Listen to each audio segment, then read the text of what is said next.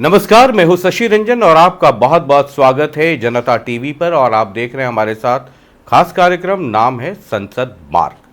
2024 की तैयारियां हैं, हर खेमे में तैयारी चल रही है और इस कार्यक्रम में हम उन मेहमानों को लेकर के आते हैं जिनका 2024 से गहरा नाता है, या यूं कह लीजिए कि अपनी अपनी सेना में बड़े रणबांकुरे हैं, योद्धा हैं या सेनापति हैं। आज एक ऐसे मेहमान हैं हमारे साथ इस एपिसोड में जो हरियाणा की अगर बात करें, हरियाणा के संदर्भ में बात करें तो आजकल टॉक ऑफ द टाउन, या फिर तो अंग्रेजी में कहावत है टॉक ऑफ द टाउन, वो चर्चा का विषय है। He is talk of the state कह लीजिए, राज्य कह लीजिए। उनकी पार्टी के अंदर के लोग या तो जिंदाबाद करते हैं या उनके नाम को लेकर के तरह तरह की बात करते हैं। बाहर वाले को तो जो बेइंतहा इश्क है वो है ही। कोई दिल्ली से भी बड़ा मंत्री या कोई बड़े लोग आ जाएं, वो भी चाहे रोहतक रहें या सिरसा रहें, 2 4 5 6 बार नाम उनका ज़रूर लेकर के जाते हैं। यानी कि राजनीति हरियाणा में मौजूदा परिप्रेक्ष्य में अगर कुछ लोगों के इर्द गिर्द घूम रही है तो उनमें से वो एक हैं। और उनके सपोर्टर्स से अगर बात कीजिए तो माहौल कुछ ऐसा है कि कुछ लोगों ने कहा कि 2024 के लिए हलवाई अभी से ठीक कर रहे हैं कि लड्डू सड्डू का ऑर्डर दे दें, उस वक्त बहुत ज़्यादा लड्डू बनवाना पड़ेगा। तो ये उत्साह का आलम है उनके खेमे में। अब इतना कहने के बाद भी आप समझ गए होंगे, हरियाणा के पूर्व मुख्यमंत्री हैं, अभी लीडर ऑफ ऑपोजिशन हैं, कांग्रेस के बड़े नेता भूपेंद्र सिंह हुड्डा साहब, बहुत बहुत स्वागत है। धन्यवाद। तो आजकल आप मतलब इतनी चर्चा तो आपकी जवानी में नहीं हुई होगी जितना आजकल चर्चा हो रही है। बाहर वालों को जो मोहब्बत है वो तो है ही, अंदर वाले भी खूब जम करके मोहब्बत आपसे, इधर वाले भी उधर वाले भी। अगर राजनीति में चर्चा ही नहीं होगी तो राजनीति काहेगी भाई। लोगों में चर्चा चाहिए, चाहे वो अंदर हैं चाहे बाहर हैं, चर्चा का विषय होना चाहिए ना कोई तो बात होगी ना जो हमारे दम है, जब तो चर्चा चलती है, जिसमें दम होता है उसी की चर्चा चलती है। अमित शाह भी आते हैं रैली में, 5-6 बार हुड्डा जी हुड्डा जी हुड्डा जी करके चले जाते हैं।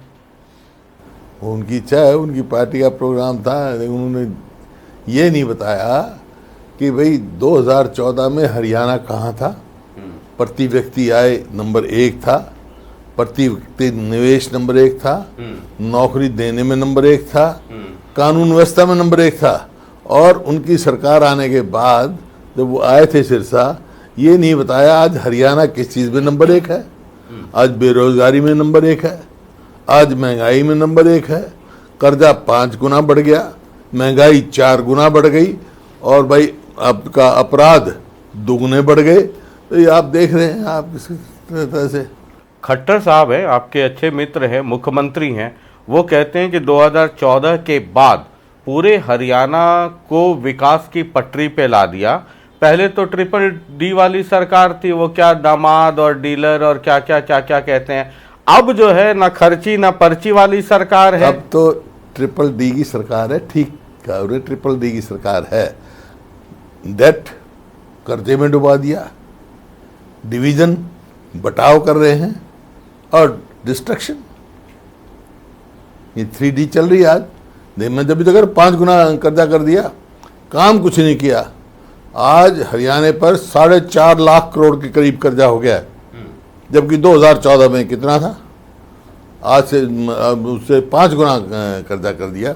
और कोई भी एक वो चीज़ बताएं, मैं उनकी अचीवमेंट ये है, 2014 के बाद 1 इंच अगर मेट्रो लाइन बढ़ाई हो इन्होंने, एक नया खंभा भी लगाया हो, 1 इंच कोई रेलवे लाइन बनाई हो, एक कोई बड़ी यूनिवर्सिटी बनाई हो, कोई भी तो एक वो दे भाई हमने ये किया, अचीवमेंट, उपलब्धि। वो कहते हैं कि हुड्डा साहब जब चीफ मिनिस्टर थे तो रोहतक के थे, अब जब मैं चीफ मिनिस्टर हूं तो सरकार पूरे 22 जिलों की है, पूरे हरियाणा की है। सरकार सिर्फ रोहतक की। सरकार कहाँ है? वो उनके पास तो कुछ है नहीं, अपनी अचीवमेंट तो बताते नहीं है। अचीवमेंट बताएं। मैं तो हमारी सरकार जो रही 10 साल, उस समय शुरू में 2005 में क्या स्थिति थी और बाद में क्या हुई। जब 2005 में हमारी सरकार बनी तो क्या था हमारे बच्चों का? इंजीनियरिंग के लिए भी कोई महाराष्ट्र जाता था, कोई कर्नाटक जाता था। डॉक्टर की तो सोच ही नहीं थे। एक ही मेडिकल कॉलेज था, सरकारी मेडिकल, वो भी हरियाणा बनने से पहले था, रोहतक। और हमारे टाइम में आपको गिनाऊं क्या क्या है भाई, क्या है। और बिजली जो है, बिजली पर सरकारें बन भी जाती थी, गिर भी जाती थी। ये है, इन्होंने कोई पता 1 यूनिट बिजली की बढ़ाई हो। और हमारे समय में आप पंचकुला से शुरू हो जाओ। पंचकुला में national Institute of fashion technology, ठीक, कुरुक्षेत्र आ जाओ। देश का दूसरा एक अहमदाबाद में है, National Institute of Design. Karnal आ जाओ आप, कल्पना चावला मेडिकल कॉलेज, ठीक है। फिर आप आ जाओ सोनीपत आ जाओ। सोनीपत में भगत फूल सिंह के नाम से महिला यूनिवर्सिटी, महिला medical college, Rajiv Gandhi education city, जिसमें डॉक्टर अंबेडकर लॉ कॉलेज भी है, लॉ स्कूल भी है, national law school, triple IT भी है, और आईआईटी का एक्सटेंशन भी है। और आप देख सकते हैं फूड इंस्टीट्यूट भी है। और जो प्राइवेट यूनिवर्सिटी आई है, एसआरएम है, अशोका है, जिंदल यूनिवर्सिटी है, ये सब एक हब बन गया है एजुकेशन का वहाँ पर सोनीपत में। सोनीपत से आप आ जाओ फरीदाबाद, मेडिकल कॉलेज हमने बनाया। और वाईएमसी जो था उसका यूनिवर्सिटी जो बनाया, जो अब इन्होंने कौशल, उसका नाम बदल दिया, कौशल वो रख दिया। वो वाईएमसी को छोटा सा इंस्टीट्यूट था, उसको हमने बनाया। और फिर आप आ जाओ गुड़गांव, देश की पहली डिफेंस यूनिवर्सिटी का नींव का पत्थर प्रधानमंत्री से रखवाया हमने गुड़गांव में। फिर आप आ जाओ रेवाड़ी, इंदिरा गांधी यूनिवर्सिटी, इंदिरा गांधी जी के नाम से यूनिवर्सिटी बनाई। और सैनिक स्कूल, दूसरा हरियाणा ऐसा प्रदेश जिसमें दूसरा सैनिक स्कूल है, दूसरा सैनिक स्कूल बनाने का काम किया। फिर आप आ जाओ महेंद्रगढ़, सेंट्रल यूनिवर्सिटी, एक ही यूनिवर्सिटी मिल रही थी, सेंट्रल यूनिवर्सिटी वहाँ बनी, जिसमें मेडिकल कॉलेज भी होगा, लॉ कॉलेज भी है, सब कुछ वहाँ पे होगा, सेंट्रल यूनिवर्सिटी। फिर आप आ जाओ रोहतक में आईआईएम, और ये अपना visual and performing arts university वहाँ बनाने का काम किया। और जो मेडिकल कॉलेज था उसको मेडिकल यूनिवर्सिटी बनाने का काम किया पंडित भगवदयाल के नाम से। तो आप ये, फिर आप आ जाओ झज्जर में एम्स और नेशनल कैंसर इंस्टीट्यूट बनाने का काम किया। फिर आ जाओ भिवानी, मेडिकल कॉलेज मंजूर कराया और चौधरी बंसीलाल के नाम से यूनिवर्सिटी बनाने का काम किया। फिर आप आ जाओ जींद, चौधरी रणवीर सिंह के नाम से यूनिवर्सिटी बनाने का काम किया। फिर आप चले जाओ हिसार, लाला लाजपत राय के नाम से एनिमल साइंसेज की यूनिवर्सिटी बनाई। फिर चले जाओ आप सिरसा में जो है छोटी सी यूनिवर्सिटी बनाई थी चौधरी देवीलाल के नाम से, थोड़े से कमरे थे, उसको राष्ट्रीय स्तर पे लाने का हमने काम किया। ये तो एजुकेशन में बनाने का काम किया। फिर मैंने कहा बिजली जो है वो एक इशू होता था, मुद्दा बनता था। तो एक थर्मल प्लांट यमुनानगर लगाने का काम किया हमने, 2 थर्मल प्लांट झज्जर में लगाने का काम किया, 1 थर्मल प्लांट हिसार में लगाने का काम किया, और न्यूक्लियर पावर प्लांट जो है वो कहाँ लगाने का काम किया हमने, वहाँ पर फतेहाबाद के पास, फतेहाबाद में। और क्या नाम, यहाँ पर जो है झज्जर में ही बादरगढ़ के पास एक गाँव है, प्रधानमंत्री जी गए थे वहाँ, global centre for nuclear energy partnership centre एक इतना बड़ा खोला है। जब आप पूरे हरियाणा का हर डिस्ट्रिक्ट का बात तो सुनो, अभी बात तो सुनो जी, आप ऐसी जल्दी मत करो, ये तो मैंने बिजली की बताई है। अच्छा। फिर दूसरा होता है कम्युनिकेशन। यहाँ से बल्लभगढ़ तक मेट्रो ले जाने का काम हमने किया, दिल्ली से गुड़गांव मेट्रो ले जाने का काम किया, दिल्ली से बहादुरगढ़ मेट्रो लाने का काम किया। फिर आ जाओ रेलवे लाइन, हमने सोनीपत से वाया गोहाना अपना जींद रेलवे लाइन बनाने का काम किया। और हिसार से, यहाँ दिल्ली से सीधी हिसार चले जाए तो रोहतक से वाया महम हिसार तक वहाँ मंजूर कराने का काम किया। इनका बता दो ना, 1 इंच भी कहीं रेलवे लाइन, कहीं मेट्रो, कोई बिजली की यूनिट, कोई एजुकेशन इंस्टीट्यूशन बहुत बड़ा बनाया हो, बता नहीं। आपने इतना काम आप गिनवा रहे हैं, अभी आपको अगर मैं अलाउ करूं तो और गिनवाते रहेंगे, हाँ, पूरा बीत जाएगा। लेकिन तो, ऐसा क्यों एक परसेप्शन बना, FDDI वही मैं कह रहा हूं कि आप गिनवाते रहेंगे, लेकिन ऐसा क्यों परसेप्शन बना कि जब आप चीफ मिनिस्टर थे तो आपको रोहतक रोहतक रोहतक, तो ये बाहर वाले कहते थे, अंदर वाले भी कहना, आपकी पार्टी के लोग कहने लगे। जिनने कुछ नहीं किया अपने समय में वो ये बात कहते थे, ये सबको दिखाई नहीं देता था क्या? और यही कारण है 2019 में हमारी सरकार आते आते रह गई। 4000 वोट का ही अंतर रहा, 4000 वोट का ही अंतर था। 4000 वोट और हमारी और आ जाती तो हम सिंगल लार्जेस्ट पार्टी हो जाते। आप इस बात से अंदाजा लगा सकते हो, लोगों को पता लग गया। अब 10 साल हमारा कार्यकाल देखा और अब इनका कार्यकाल देखा है। अब 36 बिरादरी, ये पूरा हरियाणा ये मन बना चुका है कि आने वाली सरकार 2024 में। जब मैं आपका इंटरव्यू करने आ रहा था तो मैं कुछ रिसर्च कर रहा था, बीजेपी का क्या क्या स्टेटमेंट आया आपको लेकर के। एक जगह मुझे ये मिला कि बीजेपी के लोग खुला चैलेंज करते हैं, वो कह रहे हैं कि ये रिकॉर्ड मांगा जाए कि हुड्डा साहब के समय में गेहूं और धान की कितनी खरीद हुई और बीजेपी गवर्नमेंट में जब 2014 से लेकर के अब तक कितनी हुई और उसके एवज में पैसा कैसे ट्रांसफर हुआ, किस स्पीड के साथ अब ट्रांसफर हो रहा है, खाते में हो रहा है। और ये एक बार हुड्डा साहब भी बताएं कि उनके समय में क्या होता था। ये हमारे समय में ये होता था कि अब आज की भी बता रहा हूं मैं, चाहे गेहूं की आवक है, चाहे धान की है, चाहे बाजरा की है, अगर आप एमएसपी समय पे दे दोगे तो एमएसपी से ज़्यादा किसान को भाव मिलेगा, तो हम सरकार को खरीदने की जरूरत नहीं पड़ेगी। समझे? ये उल्टा सर्कल चलाते हैं। पहले एमएसपी करो ताकि जो प्राइवेट एजेंसियां हैं वो एमएसपी से ऊपर भाव दे के खरीदे, उनको भी तो खरीदना है। ये क्या करते हैं, पहले प्राइवेट एजेंसी की खुली छूट कर देते हैं, किसान आता है उनको खरीद देते हैं, और जब बाद में एमएसपी लागू करते हैं। अभी देख रहे हैं आप, मैं आपको इसी वास्ते कटिंग ना, मेरे को पता था आप ये सवाल ऐसा पूछेंगे, क्योंकि ये आप देख लो, ये अखबारों की कटिंग दिखाता हूँ आपको। ये तो 10-15 दिन ही देखोगे तो आप हैरान हो जाओगे। ये तो मैं 1-2 दिन की मिली मेरे को। Paddy grower struggle to sell produce, अब तक मतलब वो आ गया, उनको एमएसपी नहीं मिल रही है जी। ये देखो, कॉटन दाम में कटौती कर विरोध धरने पर बैठे किसान नेता भाजपा मंडल अध्यक्ष के हाथ पाई, आज मंडी जाम, क्या छल गई है जी। क्या है ये पोर्टल के बारे में, मेरी फसल मेरा ब्यौरा, पहले धान की रजिस्ट्रेशन, फर्जीवाड़े चल रहे हैं, किसान परेशान है।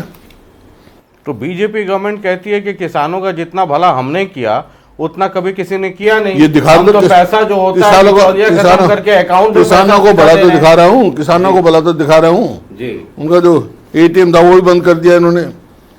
ये बता तो दिया, मेरी फसल में फर्जीवाड़ा, पिछले वर्ष से 7 गुना जल रही पराली, ये तो इनका कंट्रोल है। 40 करोड़ प्रीमियम काटने के बाद भी 1.5 लाख किसानों की फसलों का नहीं हुआ बीमा। ये सब इनके किसानों की बात की। किसानों में मंडियों की जगह का संकट, पिछले वर्ष से 18 गुना धान पौधे लिफ्टिंग केवल 20%। ठीक है, ये अगर ये समझना चाहे कि जो मौजूदा सरकार बीजेपी की गवर्नमेंट है, जो किसान नीति है या जो किसानों को लेकर के जो उनके जो भी योजनाएं हैं, आपकी योजना और इनकी योजना में क्या डिफरेंस है? मैं बताया ना, किसान को हमने एमएसपी दी और भाव उसका हर साल बढ़ा। मैं आपको रिकॉर्ड देता हूं कि हमारे से पहले, हमारी सरकार से पहले आईएनएलडी और बीजेपी की सरकार रही, उस दौरान जो धान का भाव बढ़ा वो टोटल जो है 14% बढ़ा पूरी उनके टेन्योर में, और हर साल 2.3% बढ़ा। उसके बाद ये बीजेपी जेजेपी सरकार जो अब है, इनके दौरान जो है टोटल 54% बढ़ा, 54.4, हर साल 6% की बढ़ोतरी की है एमएसपी की। कांग्रेस के समय में टोटल 143% बढ़ा, हमारे टाइम में बढ़त हुई, और हर साल 14% की इंक्रीज आई। धान की बता रहा हूँ। अब तिगना इनको देना चाहिए था उससे, ये दे रहे उससे भी कम। फिर इसी तरह गेहूं का आवक देख लो, गेहूं में आईएलडी बीजेपी की सरकार थी तो कुल बढ़ोतरी हुई टोटल 10.3%, इसका मतलब 1.7% पर ईयर। और बीजेपी जेजेपी जो सरकार है इसके दौरान में हुई टोटल 39.3% टोटल, इसका मतलब 4.30% पर ईयर।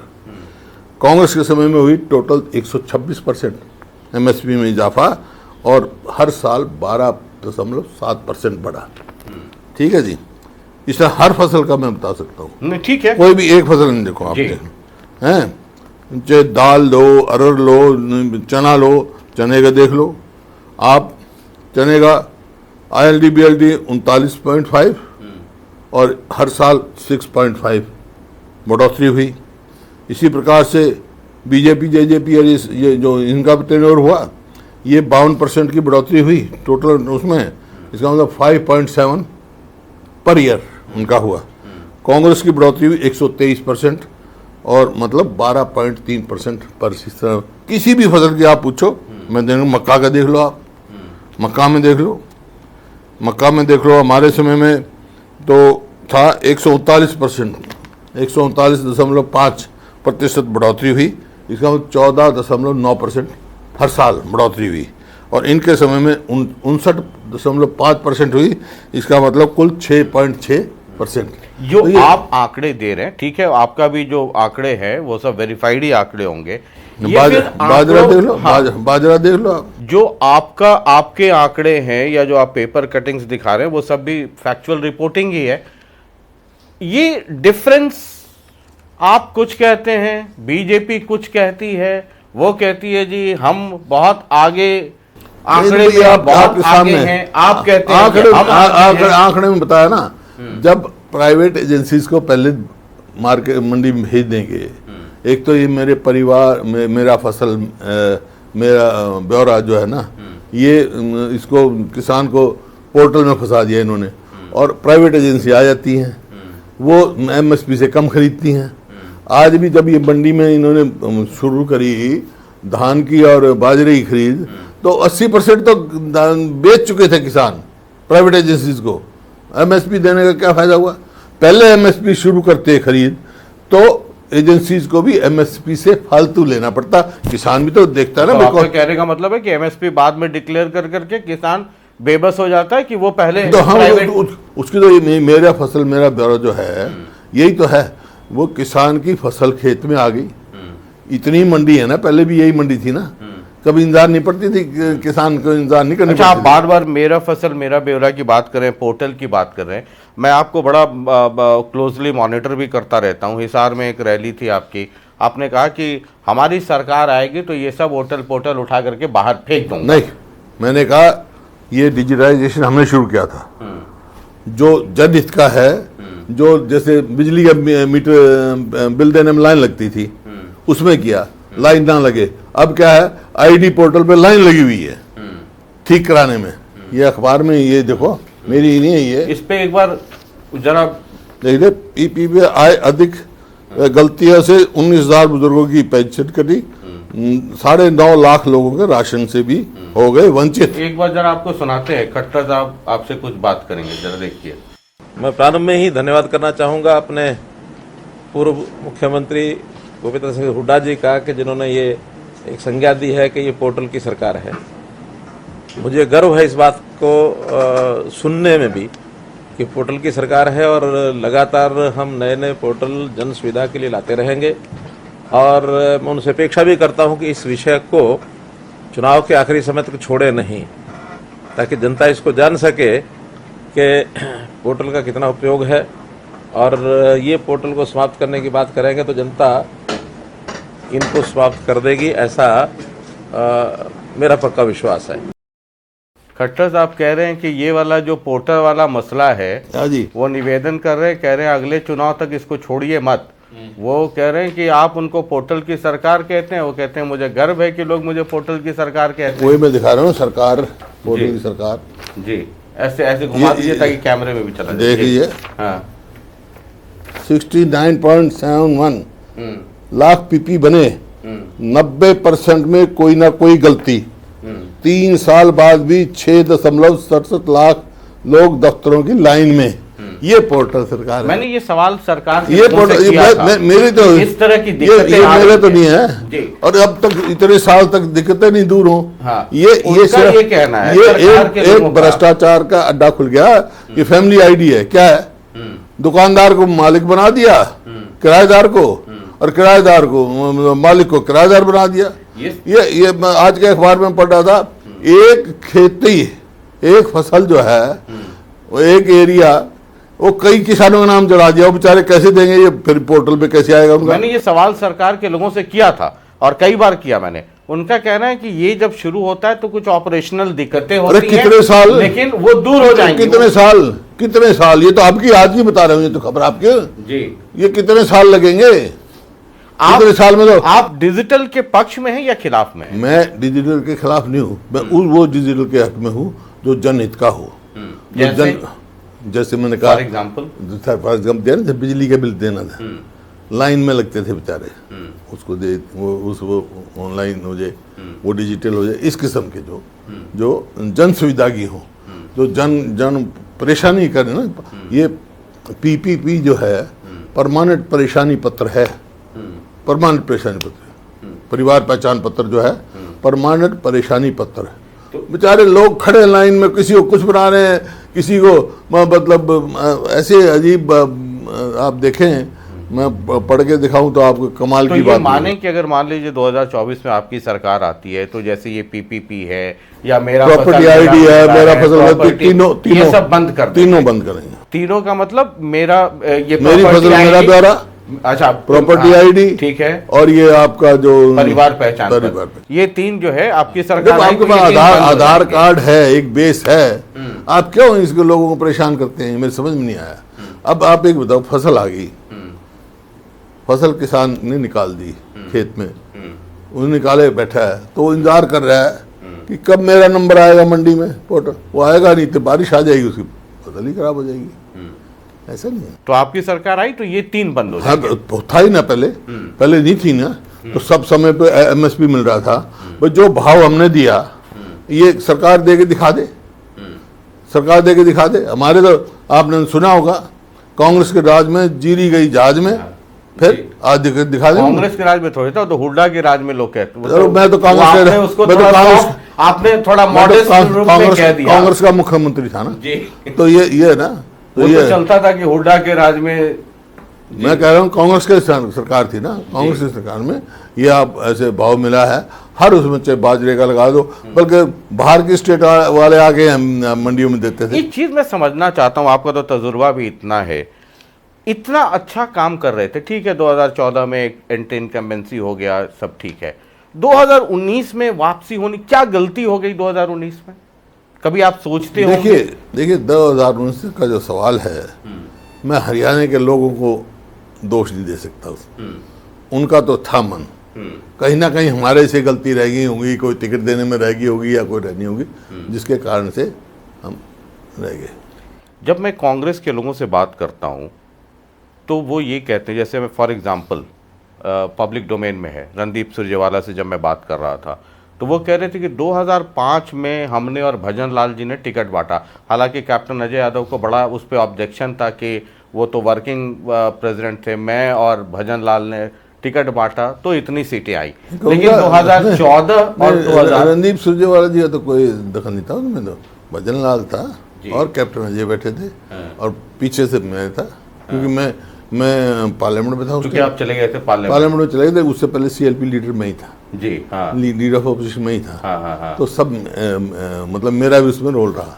अच्छा, तो वो रणदीप सुरजेवाला मेरे साथ था उसमें, ठीक है, साथी हम उनका ये कहना था कि पार्टी में थे, लेकिन ये तो पार्टी की बातें है ना। ठीक है, वो कहते हैं कि 2014 2019 भूपेंद्र सिंह हुड्डा का अहम रोल था, पावर में थे, चीफ मिनिस्टर भी थे, तो उसके बाद तो टिकट विकट उनके ही जरिए सब बटा। तो फिर ये क्यों हालत हो गई पार्टी की? 60+ वाली पार्टी जो है वो देखिए 2014 में तो सवाल इस बात का था कि पूरे देश में बीजेपी सरकार बनी थी, उसके बाद हमारी इलेक्शन थे, तो एक हवा पूरे देश में थी बीजेपी के उसमें। बाकी 2019 का जहाँ तक सवाल है, उसमें तो जो है मैंने आपको बताया कि सबके कहने से टिकटें बटी हैं। रणदीप सुरजेवाला जी के कहने से भी टिकटें मिली हैं, औरों के कहने से मिली है। पार्टी में जो होता है सबको क्या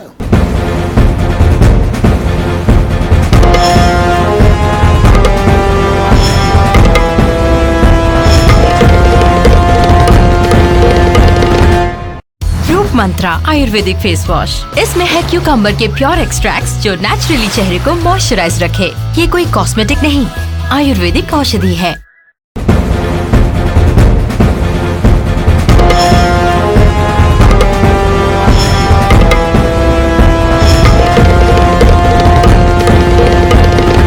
कई लोग, हालांकि आपको तो पता है कि मैं तो बड़ा खुल करके बोलता हूं, इसलिए मेरी आलोचना भी हो जाती है, आप भी मेरे ऊपर कई बार नाराज हो जाते हैं। कई लोग ये कहते हैं कि 2019 में जो टिकट बांटने का जो कांग्रेस का जो एक रिवाज है, सिर्फ हरियाणा में नहीं, हर स्टेट में यही हालत है, तो वो जो बंदर बांट हो गया टिकटों का, और लोग खुद, मुझे याद है आपकी पहली मीटिंग हो रही थी, बाबरिया साहब आए आपके प्रभारी बन करके, चंडीगढ़ में मीटिंग चल रही थी, तो आपके एक बड़े सुरमा हैं, जयप्रकाश नाम है, तो उन्होंने भाषण दिया अंदर, और वो है मेरे पास, किसी ने अंदर रिकॉर्ड किया, वो कहा कि जी 10 किलो दूध देने वाली को 1 किलो चारा, 1 किलो दूध देने वाली को 10 किलो चारा। तो ये समस्या है क्या? ये तो उनका विचार होगा, लेकिन कोई भी राष्ट्रीय पार्टी हो उसमें हो जाता है कई दफा। ये कोई 2019 में आप सरकार में आ जाते अगर टिकट सही बंटता तो? लोगों ने मन बना रखा था।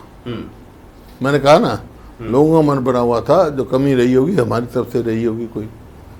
मतलब अगर टिकट सही व्यक्तिगत बात नहीं करता मैं, लेकिन हमारी तरफ से ही रही होगी, एज ए पार्टी कहीं ना कहीं रही होगी। लोगों ने मन बना रखा था पार्टी, कांग्रेस पार्टी के लिए। ये कांग्रेस संगठन क्यों नहीं बन पा रहा है? जल्दी बन जाएगा। कांग्रेस संगठन का एक अभी भर्ती हुई थी ना पिछले साल, पीसीसी के मेंबर बन गए, एआईसीसी के मेंबर बन गए, हमारे अध्यक्ष रहे हैं सब, सीएलपी का इलेक्शन हो गया, अब जिले के प्रधान उनका हो जाएगा, जल्दी हो जाएगा। जो आपकी पार्टी में, मैं किसी का नाम नहीं लूंगा और आप भी नाम शायद नहीं लेंगे, कई लोग ये कहते हैं कि संगठन नहीं बन पाने का एक कारण ये भी है कि हुड्डा साहब चाहते हैं कि उनका वर्चस्व पार्टी पे हरियाणा में बना रहे, उनकी दखलंदाजी हर क्षेत्र में है। अब यहाँ चौधर अलग अलग इलाकों में हो जाती है, किरण चौधरी की अलग चौधर अलग इलाके में, रणदीप जी की अलग, शैलजा जी की अलग, और इसीलिए ये बन नहीं पा रहा है। ये सब आपकी कहानियां हैं, आप मतलब बिना आग का धुआं है। नहीं, कांग्रेस में कोई ऐसी कोई बात नहीं है। सबका सब जो है, इसका जहाँ पे ऑन मेरिट जो जिसको भी होगा, प्रभारी का यही काम है कि जो भी हो ऑन मेरिट पे, ऑन मेरिट ऑर्गेनाइजेशन बनाए, जो बनाएंगे ठीक है। मतलब सबकी बात सुन, संगठन बनते बनते प्रभारी कई बार बदल गए, उनने सबकी बात सुन ली। अब जो भी करेंगे वो देखें, मेरिट पे बनाएंगे, अच्छी बात। जब ऑब्जर्वर गए सर हरियाणा में, तो देखे कितना स्वागत हुआ, हर जिले, मतलब कई जिलों में इतना भयंकर स्वागत हुआ। गो बैक, मतलब हम लोगों ने तो पहले देखा था, वो तो हम लोग कार्यकर्ताओं की बात करो, कई दफा जोश में हो जाता है, कोई खास बात नहीं है, सारी पार्टी में जाता है। आपको लगता है कि कांग्रेस में सब ठीक है? ठीक है, बिल्कुल। गलत क्या है? कांग्रेस से देखना, लोग मन कांग्रेस के साथ है, कांग्रेस की सरकार बनेगी 2024 में। आप और हम कभी मिलेंगे जब पूछ लेना मेरे से। कांग्रेस का, हरियाणा कांग्रेस का मतलब भूपेंद्र सिंह हुड्डा या कांग्रेस पार्टी, उसमें सब है। आप लोग सब इकट्ठा तो होते नहीं है?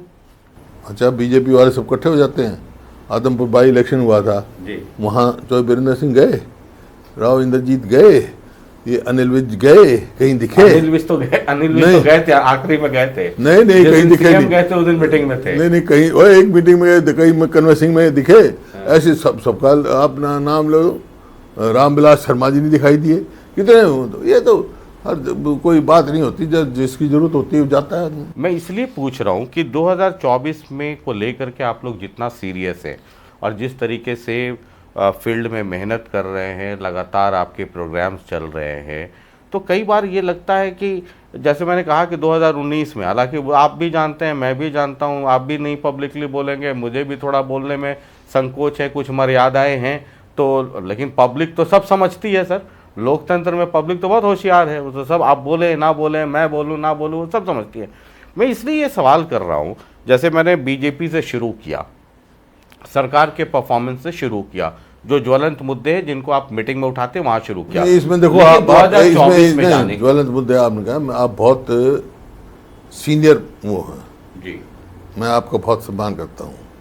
आपने कहा कि वो बीजेपी ये कह रहे हैं, वो ये कह रहे हैं, ये इतना, मेरा आपसे निवेदन है, जी कहोगे तो मैं कराता हूँ। आप आज सारी मंडियों का चक्कर काट के ईमानदारी से रिपोर्ट दे दो, किसान क्या कर रहा है, मान जाऊँ, आप दिखाओ, ये दिखाओगे आप, मैं क्या करूँ? हर दिन चलता है हमारे जो डिस्ट्रिक्ट में, या जो नहीं, आज आप बात करो, आज की बात आज भी हो सकता है चल रहा हो। आज एमएसपी मिल रही है, आप बताओ चल रही है, दिखाए, एमएसपी मिल रही है क्या?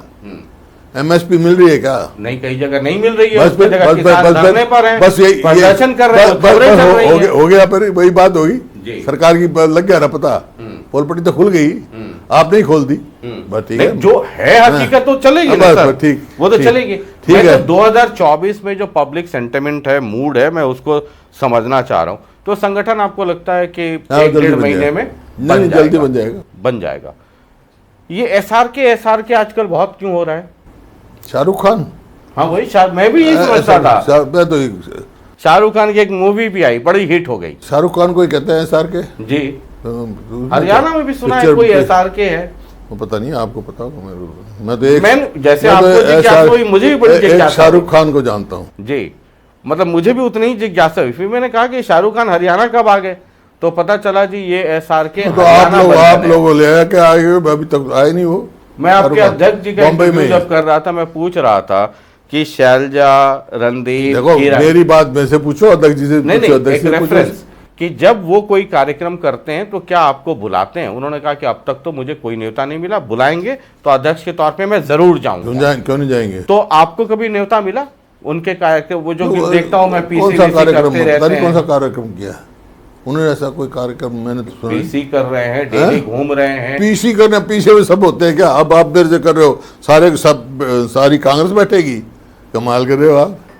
तो आपको पीसी लगता है, करने सबका अपना अपना अधिकार है, करो। तो आपको लगता है एसआरके कोई इशू नहीं है? एसआर के क्या है मेरे को समझ में आया एसआरके का मतलब सर शैलजा, रणदीप और किरण चौधरी। नहीं, कांग्रेस में कोई ऐसी कोई बात नहीं है, सब एक। किरण चौधरी को बहुत दर्द रहता है कि आप भिवानी में जाते हैं, कार्यक्रम करते हैं, आपका अलग कार्यक्रम, उसी दिन किरण चौधरी का अलग कार्यक्रम, ये इतना डिफरेंस है। नहीं, मैं तो देखो सीएलपी का लीडर हूँ जी, जहाँ जाता हूँ, जो जहाँ का विधायक होगा उसको जरूर खबर करता हूँ।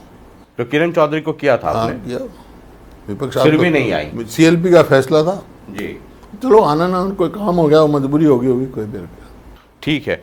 ये कांग्रेस की गुटबाजी सर, आपको लगता नहीं है कि 2019 में भी दिक्कत नहीं, थी, 2024 में भी दिक्कत गुटबाजी होगी? नहीं, आप लोग बनाते हो गुटबाजी। अच्छा सर, ये हम लोग मतलब धुआं, आपको लगता है? देखो, प्रजातांत्रिक पार्टी है ये जी, इसमें मतभेद हो सकता है, मनभेद नहीं है, समझे?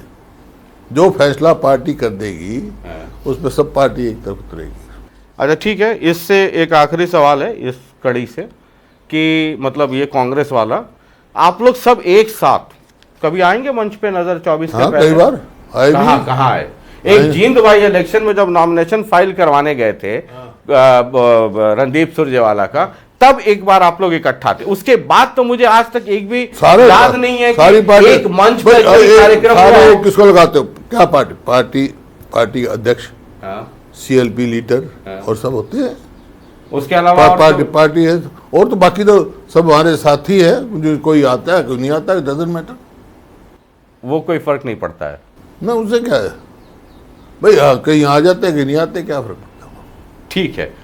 एक आपके पुराने मित्र हैं चौधरी बीरेंद्र सिंह, हालांकि कई पुराने मित्र कई अलग अलग घर में हैं आपके, एक वो आपसे कुछ बात करना चाहते हैं, जरा सुनिए, आपका भी दिल खुश हो जाएगा। भूपेंद्र सिंह हुड्डा को जो कांग्रेस ने एक बड़ी जिम्मेदारी दी है, उसको वो किस तरह निभाता है, कांग्रेस का भविष्य इस बात पे भी टिका हुआ है। अगर वो एक बड़े नेता के रूप में, जिसका दिल बड़ा हो, जिसकी सोच बड़ी हो, तो कांग्रेस को उसका लाभ होएगा, और छोटी सोच के साथ अगर अपनी जिम्मेदारी कांग्रेस में निभाएंगे तो कांग्रेस को बड़ा नुकसान भी पहुंचा सकते हैं। सबसे बड़ी कमी तो यही है कि वो दूसरे को, जिसको वो ये समझते हैं कि मेरा विरोधी है पार्टी में, उसको साथ रखने की क्षमता होनी चाहिए। 9.5 साल वो मुख्यमंत्री रहे और जिस तरीके से काम किया वो एक क्षेत्रवाद तक सिमट के रह गए। ये आपके पुराने मित्र हैं, कई बार ये कहते हैं कि भूपेंद्र सिंह हुड्डा को मुख्यमंत्री बनाने वाला कोई है तो वो चौधरी बीरेंद्र सिंह है। नहीं, ये तो खुद उम्मीदवार थे। 2005 में बने। मतलब ये भी थे, लेकिन इनकी गोटी मेरे सेट नहीं हो पाई। को बनाने वाले कांग्रेस हाईकमांड है और उस टाइम में विधायक है। ये आपने इनको सुना, ये 2-3 पॉइंट कह रहे हैं कि हुड्डा साहब को एक बड़ी जवाबदेही मिली है, थोड़ा दिल बड़ा करें, जो उनके नज़रों में फिट, जो उनकी नज़रों में वो मोहब्बत वो ना हो पाए, वो चाहे वो रॉ इंद्रजीत सिंह हो, किसका बड़ा है, चौधरी बीरेंद्र सिंह हो, मतलब कांग्रेस में हरियाणा कांग्रेस में रहना है तो हुड्डा कहना है, अगर नहीं कहोगे तो बाहर जाओगे। देखिए बात सुनो, ये कह रहे हैं अगर दिल बड़ा करे तो ये अगर मगर के बन जाता। अब कल भी कह रहे थे वहाँ अगर ये जेजेपी बीजेपी साथ रहेंगे तो अगर मैं ही करूँ, अगर मगर क्या है, अगर मगर का मैं कभी वो नहीं करता हूँ। अगर नहीं, मैं तो जो है अपना कार्य करता हूँ, कांग्रेस का कार्य करता हूँ, सबका सम्मान करता हूँ। ये सही मेरा बड़ा भाई है, मैं इसका भी सम्मान करता हूँ, कोई बात नहीं। बड़ा भाई अगर वापस आना चाहे तो हाइपोथेटिकल सवाल को जवाब देता नहीं मैं। सर, पॉलिटिक्स तो is a game of hypothetics, I mean hypothetical situation, संभावनाएं, अगर ऐसा होगा तो वैसा। Not to discuss with you, ये दैट्स समथिंग डिफरेंट। लेकिन मैं ये जानना चाहता हूं कि अगर चौधरी बीरेंद्र सिंह वापस आना चाहे घर में, फिर वही बात कर दिया आपने। भाई अभी तो वह हैं, वो गठबंधन में हैं, बीजेपी में हैं। हाँ, अभी तो हैं। वो ये कह रहे हैं कि दिल, वो अगर कहा, अगर बगर के मैं कोई जवाब देता नहीं हूं। वो कहते हैं कि भूपेंद्र सिंह हुड्डा को दिल बड़ा करना चाहिए, जो उनके पक्ष वाले नहीं है उनको भी साथ लेके चले। अगर मैं सबको साथ लेके चलता हूं, मैं तो इनसे भी अच्छा सम्मान से बात करता हूं। ये तो विपक्ष में है, बीजेपी में, इनसे भी सम्मान से बात करता हूं, सबको साथ। मेरा किसी से कोई द्वेष नहीं है। ये रॉ इंद्रजीत सिंह, चौधरी बीरेंद्र सिंह, ये सब लोग क्यों छोड़ करके चले गए कांग्रेस? स्वार्थ। आप फैक्टर नहीं? स्वार्थ। भूपेंद्र सिंह हुड्डा एक फैक्टर थे? नहीं, मेरा क्या मतलब, मेरे तो साथी रहे। राजेंद्र बीरेंद्र सिंह जी को 2009 में चुनाव हार गए थे, राज्यसभा में भेजा हमने। ऐसी बात नहीं है, पार्टी ने पूरा सम्मान दिया इनको, चाहे वो बीरेंद्र सिंह जी हो, चाहे राव इंद्रजीत हो। उन्होंने स्वार्थ में अपना कोई सोचा होगा तो वो जाने। एक कांग्रेस में कई बार अलग अलग इलाकों में कुछ मैं, आपको पता है सर, मैं तो रिसर्च बहुत करता हूँ, बहुत माइन्यूटली पढ़ता हूँ। वन साइडेड रिसर्च करते हो आप? ये आप कह रहे हैं? मैं कह रहा हूँ, जब आप कह रहे हो रिसर्च का सब, अगर मैं आपके पास आऊंगा तो आपसे रिलेटेड ही रिसर्च करके जाऊंगा। चलिए ठीक है। मैंने एक जगह देखा, जींद में रणदीप सुरजेवाला भाषण दे रहे हैं और भाषण में कह रहे हैं कि जींद की ये 5 सीटें कांग्रेस के रणदीप सुरजेवाला के कहने पे अगर दे दो तो मेरे भी दिल में इच्छा है, बाकी तो ऊपर वाला करता है ना। एक जमाने में मतलब एक भाव ये था कि अगर ये 5 सीटें दे दो तो हो सकता है कल के दिन में मेरा भी नंबर आ जाए। तो इसमें क्या बुरा है? राजनीति कर रहे हैं वो, राजनीति को एम्बिशियस तो होती है, सबकी होनी भी चाहिए। हाँ, ठीक है। क्या बुरा है इसमें? ठीक है। What is bad in it? एक ज़माने में जब आपकी सरकार थी तो तब भी मैं आपका इंटरव्यू करता था, कई बार किया, तो मैं आपको कहता था कि आपके हनुमान हैं, वो तो आते भी हैं कैथल से, कपिल स्थली है ना, आपके हनुमान थे रणदीप सुरजेवाला। आज भी है। आज वो हनुमान कहीं आपके लिए संकट तो नहीं है? नहीं, मेरा तो अभी अजीज है वो। मेरे को अजीज है, मतलब आपको दिक्कत नहीं है ना? मेरे को दिक्कत, क्योंकि हनुमान कई बार पूछ में मतलब कपड़ा लपेट कर तेल लगा के उधर उधर भी घूम जाते हैं ना, आग लगा कर। वो तो लंका जलाता है, अयोध्या नहीं जलाता। इंडिया गठबंधन, हाँ, क्या सीन है सर हरियाणा में? ना, हरियाणा तो बात पहले देश की बात है। देश में जो दिया है, ये पहल की है, ये अच्छा कदम है। देखो, प्रजातंत्र में पक्ष और विपक्ष दोनों मजबूत होने चाहिए। कोई भी एक कमजोर होगा तो प्रजातंत्र भी कमजोर होगी, तो अच्छा है। लेकिन मीटिंग तो कई हो गई, लेकिन जो एक था कि बीजेपी के को काउंटर करने के लिए एक हालांकि पहले भी बहुत सारे अलायंस बने, एक जमाने में तो जनता पार्टी बना था कांग्रेस के खिलाफ, जिसमें सब लोग इकट्ठा हो गए थे, इंक्लूडिंग भारतीय जनता पार्टी।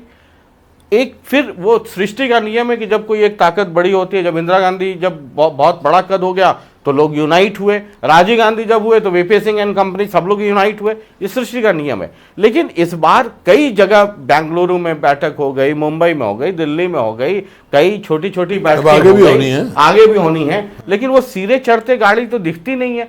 क्योंकि आप नेशनल लेवल पे तो बात कर लेते हैं, लेकिन हर जो उसमें पार्टी जुड़ रही है वो एक रीजनल पार्टी भी है और उसका अपना एक रीजनल एस्पिरेंट भी है, उसकी लोकल पॉलिटिक्स भी इन्वॉल्व है, वो कहीं सेट होती तो दिखती आगे नहीं है। आगे बढ़ेंगे जब समय अनुसार सब कुछ सॉर्ट आउट करेंगे। जैसे हमारे जो इंडिया के लीडर हैं, चाहे शरद पवार हैं, चाहे राहुल गांधी जी हैं, और सबने कहा है भाई समय पे सब ठीक होगा।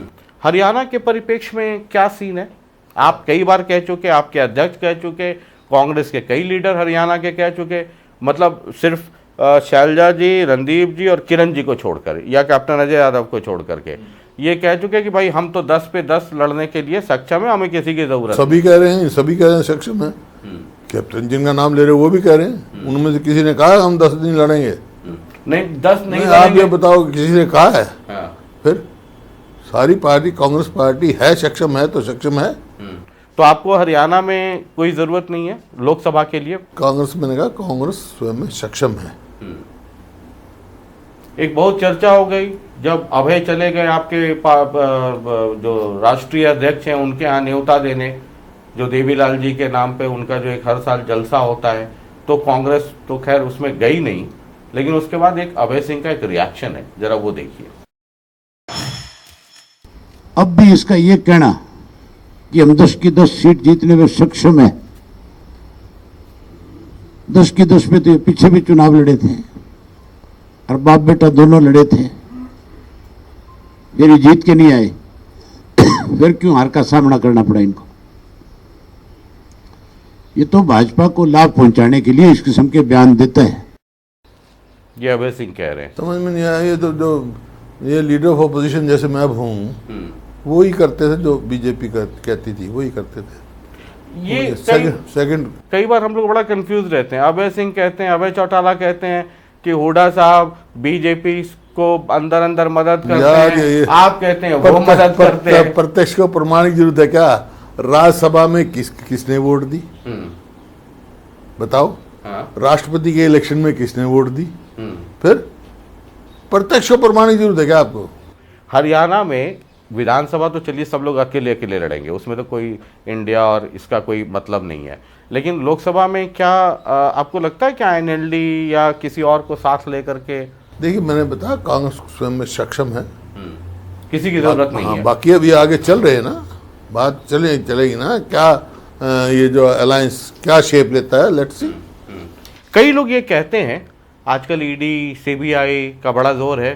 संजय सिंह अभी हाल में ही अरेस्ट हुए आम आदमी पार्टी के, है ना, उनके 10 घंटे 8 घंटे 10 घंटे ईडी उनके यहाँ पूछताछ करती रही, छानबीन करती रही, फिर चली गई। कई लोग ये कहते हैं कि आप भी डरे रहते हैं, इसलिए थोड़ा दबदब करके बीजेपी से चलते हैं। मैं तो ऐसे परिवार में पैदा हुआ हूँ, अंग्रेजों से नहीं डरे, क्या डरना है? कई लोग कहते हैं कि आपके मैं ऊपर स्वतंत्रता सेना परिवार में हूँ, समझे, पैदा हुआ हूँ, डरने का कोई मतलब नहीं। ठीक है। किससे डरना है? कोई गलत काम किया ही नहीं जिसका मेरे को डर लगता हो। ये संजय सिंह के अरेस्टिंग पे क्या कहेंगे आप? देखो क्या उसका वो किया है उन्होंने। अब उनकी पार्टी का तो ये स्टैंड है, वो पॉलिटिकली मोटिवेटेड है ये। अब आपको लगता है कि ये पॉलिटिकली मोटिवेटेड है? मैं क्या कह सकता हूँ, देखो जिस बात का मेरे को पता नहीं है, लेकिन ये है जिस प्रकार से हो रहा है, ये एक इम्प्रेशन ऐसा देता है कि भाई पहले छोड़ दिया फिर ले लिया, या तो एजेंसी की कहीं ना कहीं कमजोरियां हैं, तो भगवान जाने। आपको ये नहीं लगता है कि पॉलिटिकली मोटिवेटेड? पॉलिटिकल आदमी को खिलाफ होगा तो पॉलिटिकल मोटिवेटिव हो ही जाता है। नहीं, कोई जरूरी नहीं है, मतलब क्रक्स भी होगा उसके अंदर। मेरे को पता नहीं, मैं तो वो नहीं ना, मैं तो ना तो सीबीआई में हूँ, ना ईडी में हूँ, ना मैं कोई इन्वेस्टिगेशन में हूँ। आम आदमी पार्टी को लेकर के आपका क्या नजरिया है? क्या नजरिया क्या है? एक पॉलिटिकल पार्टी है जी, सब अपना अपना उसके लिए अस्तित्व के लिए लड़ते हैं, वो लड़ रही है। हरियाणा में क्या वजूद है? हरियाणा वजूद आदमपुर में जो देख लिया था आपने, बाई इलेक्शन में लड़े थे, 3,000 वोट आई। जब मतलब आपको लगता है कि राजनीतिक तौर पे आम आदमी पार्टी को बहुत हल्के से लेना ये समझदारी होगी? दिल्ली में भी ये गलती हुई थी, पंजाब में भी जब दिल्ली जीत गया तो पंजाब में हम लोगों ने ये कहा कि पंजाब का एक स्ट्रक्चर अलग है, दिल्ली एक कॉस्मो नहीं है, फिर कॉस्मोपॉलिटन अभी है। तो आदमपुर का बाई इलेक्शन तो अभी हुआ है, अभी हुआ है, वो बहुत पहले नहीं हुआ, बाई इलेक्शन हुआ है ना अभी। अशोक तंवर से मैं बात कर रहा था तो वो कह रहे थे कि हरियाणा में 10 सीटें हैं और उसमें से 4-5 हमें जो हरियाणा ये पंजाब दिल्ली के एडजॉइनिंग एरियाज हैं, लोकसभा में हमें उतनी सीटें चाहिए होंगे, है ना, मतलब वो मांग कर रहे हैं, तो उनकी क्योंकि सोच। पंजाब और दिल्ली वो उनकी सोच होगी, मैं तो बता दिया हमारा। एक सुनती रिएक्शन। रस्सी जल गई बल नहीं गए, ये बात आज भी मैं समझता हूं कि हरियाणा में कुछ कांग्रेस नेताओं के ऊपर लागू होती है, जो बार बार इंडिया गठबंधन में होने के बावजूद भी आम आदमी पार्टी के जनाधार पे उसका आधार क्या हो हरियाणा में गठबंधन में लोकसभा की सीटें मांगने में, इसके ऊपर सवालिया निशान उठाते हैं। मैं पूछना चाहता हूं कि आज तक 9 साल में आपका तो संगठन बना नहीं, आप ही लोगों ने बार बार उस संगठन को बनने नहीं दिया, आप ही लोगों की जमानतें जब्त जो है वो इलाहाबाद के अंदर हुई। 10 की 10 सीटें पिछली बार कांग्रेस पार्टी हारी लोकसभा में, 9 सीटें उससे पिछली बार 14 के अंदर हारी। ये आम आदमी पार्टी का है तो कि चलो वो तो अपनी बात कहेंगे, इससे क्या मतलब है, मेरे को क्या कहना है। एक SYL का मसला आ गया है, क्योंकि अभी आम आदमी पार्टी के सज्जन का रिएक्शन है और पंजाब में उनकी सरकार है, दिल्ली में है, हरियाणा में बीजेपी की सरकार है, केंद्र में। SYL के ऊपर आपको लगता नहीं है, हालांकि कोर्ट ने तो बड़ा हार्ड ऑब्जर्वेशन दिया है, पहले आपकी टिप्पणी। देखिए ये तो हरियाणा का हक है, हम अपना हक लेके रहेंगे, हरियाणा को लड़ना चाहिए और लड़ा भी है। आप देखो ना, आज से थोड़ा ये मुद्दा चलता रहा, बड़ी लंबाई लड़ाई लड़के तो सुप्रीम कोर्ट ने फैसला किया हरियाणा का SYL का, वो भी हम लागू नहीं करवा सके। ये मौजूदा सरकार जो है वो जब हुआ फैसला आया, उसके बाद राष्ट्रपति जी को भी मिले और मुख्यमंत्री ने सब बुलाई थी, सारे दलों की मीटिंग बुलाई थी। वहाँ ये कहता कि मैं प्रधानमंत्री से मिलवाऊंगा, प्रधानमंत्री जी से तो आज मुलाकात नहीं हुई आज तक, लेकिन गृह मंत्री आए थे उनकी जगह यहाँ। उस समय सुप्रीम कोर्ट के वकील भी आए थे और वहाँ मैं भी था और मुख्यमंत्री भी थे और सारी और पार्टियों के सदस्य भी थे। ये मैंने सवाल पूछा था उनसे, जो वकील थे, मैं कहा भाई इसकी क्या है, बोला ये ऑर्डर जो है फाइनलिटी अटेन कर चुका है, ये कितने साल की बात होगी, फिर क्यों नहीं इम्प्लीमेंट कराया भाई अब तक, क्यों नेगोशिएशन पे बैठते हैं, बात करने की क्या जरूरत है। जब एक फैसला फाइनलिटी अटेन कर चुका है, फिर चर्चा का क्या विषय रह गया, फिर चर्चा का क्या विषय रह गया। On a very serious note sir, जब भी मैं SYL को, जब ये मुद्दा उठता है, हालांकि इलेक्शन में ही ज़्यादा उठता है, उसके बाद तो उतना उठता नहीं है, ये मैंने INLD के भी लोगों से समझना चाहा कि जब आपकी सरकार थी, आज का तो SYL मसला नहीं है, एक तो बड़ा हिस्सा उसका नहर का खुद भी चुकी थी, फिर बाद में क्या हुआ नहीं हुआ उतना जाने की ज़रूरत नहीं है, सबको पता है। मैंने INLD से भी पूछा कि जब आपकी सरकार थी और आपके पारिवारिक संबंध बादल साहब से थे और केंद्र में भी जब NDA की सरकार आ गई थी, तब कुछ नहीं हुआ। जब स्टेट में उसके बाद कांग्रेस की सरकार थी, सेंटर में UPA और वहाँ अमरिंदर सिंह आ गए थे, तब कुछ नहीं हुआ। अब जब वहाँ आम आदमी पार्टी आ गई है तो अब ये कंफर्टेबल जोन हो गया। अब और उसके बाद भी स्टेट में बीजेपी और कैप्टन अमरिंदर तो चलिए उसके बाद चले गए, और उधर सेंटर में बीजेपी। तो ये पॉलिटिकल मसला नहीं है, लगता है कि ये पानी लाना कम, अपनी राजनीतिक रोटियां सेकना ज्यादा है। देखिए मैंने आपको कहा है, ये बड़ी लंबी लड़ाई लड़के सुप्रीम कोर्ट में फैसला हुआ था, ये 2016 में शायद आया, फाइनलिटी अटेन किया। उसके बाद जितनी डिली हुई है, डिल डॉल रही है, हमारी सरकार की भी रही है, नहीं तो ये कोई बैठ के बात करने वाली नहीं थी। वाई शुड वी एग्री कि हम पंजाब के मुख्यमंत्री के साथ बैठ के बात कर लेंगे, जब सुप्रीम कोर्ट ने फाइनल फैसला कर दिया, कर दिया, उसको इम्प्लीमेंट कराओ। एक ही स्टैंड होना चाहिए था। वो फॉर व्हाट? आपको लगता है आप सर किस वास्ते बैठ रहे हैं मुख्यमंत्री के साथ, पंजाब के मुख्यमंत्री के साथ? वो तो ये कहते हमारे पास पानी नहीं है, वो हमारा पानी, मतलब हमारे हिस्से का पानी आज तक ले रहे हैं, हम कोई उनका हिस्सा थोड़ा ही ले रहे हैं, या कोई हम ये कह रहे हैं हम अपना हिस्सा नहीं छोड़ेंगे। ये कई बार कोई मैं तो कहा है भाई ठीक है, अब तक फैसला हो जाए करवा देना चाहिए था। सेंटर में बीजेपी है, यहाँ हरियाणा में भी है, इनको प्रेशर देना चाहिए था, जबकि 2002 में फैसला आ चुका था ये, और उसमें ये किया था कि सेंट्रल गवर्नमेंट को डायरेक्शन थी सुप्रीम कोर्ट की कि CPWD को हैंड ओवर कर दो आप पंजाब का पोर्शन जो है, और वो फिर वो झगड़ा हो गया, फिर पंजाब असेंबली ने वो मतलब वो एब्रोगेट कर दिया, और फिर वो एब्रोगेट किया तो मैं यहाँ MP था उस टाइम, हम सारे MP लेके प्रधानमंत्री जी को, मनमोहन सिंह जी को मिले, उनके ऊपर वो किया, फिर जो है प्रेसिडेंशियल रेफरेंस भेजा गया। उसका फैसला 2016 में आया है कि 2002 में जो 2004 में जो पंजाब ने किया था वो नहीं कर सकता था, इलीगल है। तो अब तो कोई इसमें कोई एम्बिग्यूटी है ही नहीं, नो एम्बिग्यूटी। SYL खुदेगी, खुदनी चाहिए और खुद के रहेगी। चलिए ये देखते हैं सर, ये पूरा हरियाणा इंतजार कर रहा है कि ये पॉलिटिकल मसला कब असली होता है। एक आखिरी सवाल सर, 2024 में लोकसभा चुनाव है। पिछली बार कांग्रेस हाईकमान का यह फैसला हो गया कि जितने बड़े नेता हैं सब लोग चुनाव लड़े, और सब के सब मतलब हार गए। इस बार की रणनीति क्या रहेगी?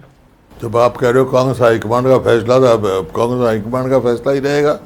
अगर कांग्रेस हाईकमान जो हाईकमान फैसला करेगी वो सबको मंजूर होगा। फिर अगर मगर वाला ही आ जाएगा कि कांग्रेस फिर आप अगर मगर कर रहे हो, तो अगर मगर कर, जब एक सवाल जवाब दे दिया मैंने सीधा कि भाई जो कांग्रेस हाईकमान फैसला करेगी सबको मान्य होगा।